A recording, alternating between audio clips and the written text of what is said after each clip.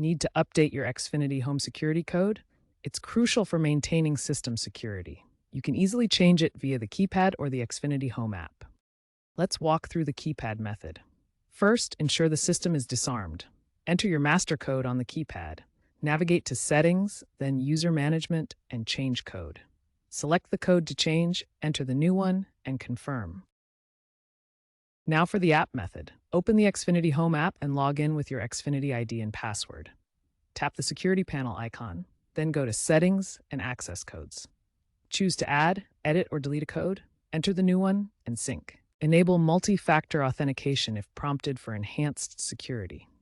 Remember to regularly update your codes every 3 to 6 months and avoid obvious sequences like 1, 2, 3, 4 to prevent unauthorized access. As of December 2025, Xfinity offers enhanced security protocols, including multi-factor authentication and biometric options, making it more secure than ever.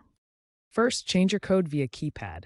Disarm the system, enter your master code, navigate to Settings, then User Management, then Change Code. Select the code to change, enter the new one, and confirm.